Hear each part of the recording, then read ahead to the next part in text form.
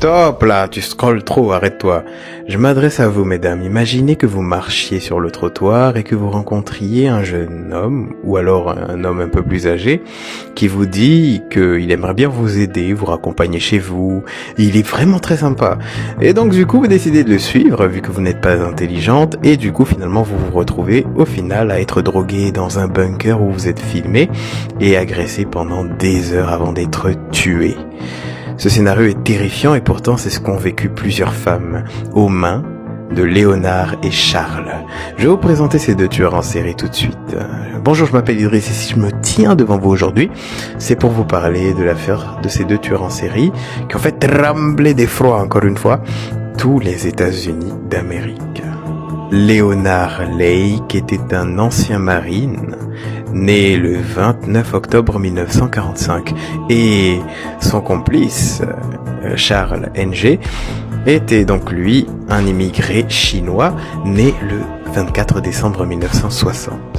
C'est donc entre 1983 et 1985 qu'ils vont kidnapper, torturer et assassiner aux environs de 11 femmes, bien que le nombre réel soit certainement bien plus élevé.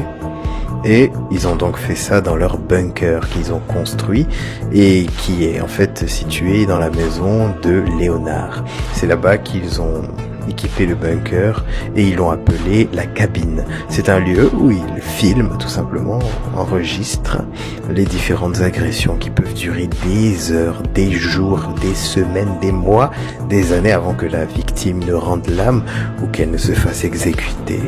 Finalement, c'est en 1985, lorsque Charles va tenter de voler une quincaillerie, qu'ils vont tous les deux se faire arrêter. Mais Leonard Lake, lui, étant un grand lâche, refusant de se faire arrêter et punir pour ses crimes, a tout simplement décidé de se suicider avant d'être emprisonné. En ce qui concerne Charles Ng, il a décidé tout simplement de se barrer au Canada, histoire d'éviter de se faire emprisonner. Mais finalement, après une très longue et difficile bataille juridique, il a fini par être extradé aux États-Unis pour être jugé en 1999 à la peine de mort. Mais aujourd'hui, il est toujours en vie en train d'attendre celle-ci. Et à mon avis, il va mourir avant. Si vous avez aimé cette vidéo, n'hésitez pas à vous abonner pour en avoir encore plus à l'avenir. Stop là, tu scrolles trop, arrête-toi. Je m'adresse à vous, mesdames. Imaginez que vous marchiez sur le trottoir et que vous rencontriez un jeune homme, ou alors un homme un peu plus âgé, qui vous dit qu'il aimerait bien vous aider, vous raccompagner chez vous. Il est vraiment très sympa. Et donc du coup, vous décidez de le suivre, vu que vous n'êtes pas intelligente, et du coup, finalement, vous vous retrouvez au final à être drogué dans un bunker où vous êtes filmé et agressé pendant des heures avant d'être tué. Ce scénario est terrifiant et pourtant c'est ce qu'ont vécu plusieurs femmes, aux mains de Léonard et Charles. Je vais vous présenter ces deux tueurs en série tout de suite. Bonjour, je m'appelle Idriss et si je me tiens devant vous aujourd'hui, c'est pour vous parler de l'affaire de ces deux tueurs en série qui ont fait trembler d'effroi encore une fois tous les États-Unis d'Amérique. Leonard Lake était un ancien marine, né le 29 octobre 1945, et son complice, Charles Ng, était donc lui un immigré chinois, né le 24 décembre 1960.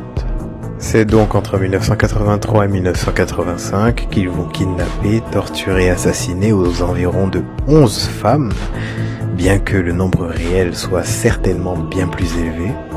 Et ils ont donc fait ça dans leur bunker qu'ils ont construit et qui est en fait situé dans la maison de Léonard. C'est là-bas qu'ils ont équipé le bunker et ils l'ont appelé la cabine. C'est un lieu où ils filment tout simplement, enregistrent les différentes agressions qui peuvent durer des heures, des jours, des semaines, des mois, des années avant que la victime ne rende l'âme ou qu'elle ne se fasse exécuter. Finalement, c'est en 1985, lorsque Charles va tenter de voler une quincaillerie, qu'ils vont tous les deux se faire arrêter. Mais Leonard Lake, lui, étant un grand lâche, refusant de se faire arrêter et punir pour ses crimes, a tout simplement décidé de se suicider avant d'être emprisonné. En ce qui concerne Charles Ng, il a décidé tout simplement de se barrer au Canada, histoire d'éviter de se faire emprisonner. Mais finalement, après une très longue et difficile bataille juridique, il a fini par être extradé aux États-Unis pour être jugé en 1999 à la peine de mort. Mais aujourd'hui, il est toujours en vie en train d'attendre celle-ci. Et à mon avis, il va mourir avant.